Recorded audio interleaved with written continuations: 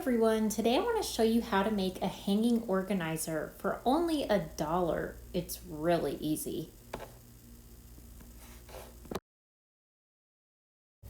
To make this project, you're going to need a cardboard box, a material to cover your organizer, either some fabric or a tablecloth. I used a tablecloth from the Dollar Tree that was only $1. Some binder clips, a pant hanger that has clamps, an over-the-door hook. This is an example of a 4-pack of over-the-door hooks for $11. Some command picture hanging Velcro strips and glue. I used Elmer's glue and super glue. Both of the glues I already had from the Dollar Tree. And some of you may be thinking, wait a second, how does all this cost $1? Well, the only thing I bought was the tablecloth for $1. Everything else I already had around my home, and I think a lot of folks will probably have some of these items at home. So your cost may be a tad bit higher, but overall it's very budget friendly. The first step is to open up your cardboard box so that it lays flat on the ground.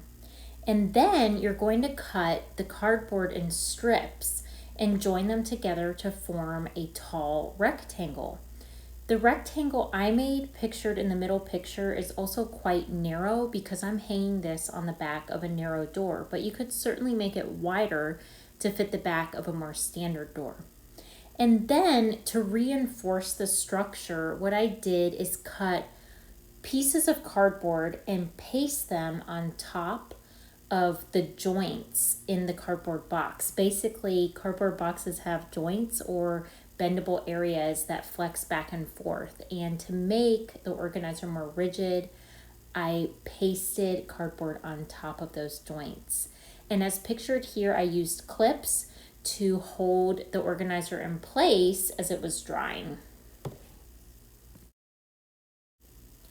Once you've formed your long backbone of cardboard, you're going to cover that shape with your tablecloth or piece of fabric, and basically it's like wrapping a gift, a long tall gift.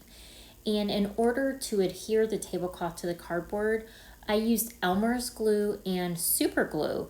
In the picture second from the left, you're going to see a hot glue gun there. I did start out by using hot glue, but I stopped quickly. It's not a good idea because this tablecloth is made of plastic, and so you're just gonna melt through the plastic if you try to use hot glue. And then on the far right, you see the covered organizer, and it looks pretty nice. Okay, once you've covered the cardboard in your material, you're going to paste pockets on the front that will store your items. And what I use for pockets is the packaging that comes when you buy a set of sheets. I save that plastic bag, usually it has a zipper, and in the past I've used them as packing cubes, but they also work great for making this organizer. They're sturdy and they're also clear so you can see the contents. I adhered these plastic pockets to the back of the organizer using super glue. And then to add an extra level of just reinforcement, I also added binder clips to the top corners of the pockets.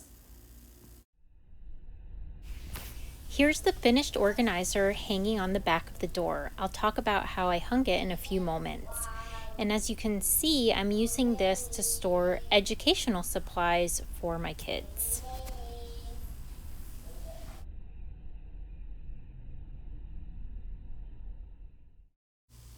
I hung this up by clamping a pant hanger on the top of the organizer and then hanging the hanger on an over-the-door hook that I already had.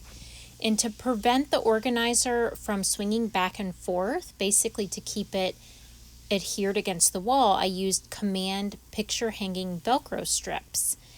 And this organizer has held up really well for us over the past couple months. So I hope you make it and have a blessed day. Bye.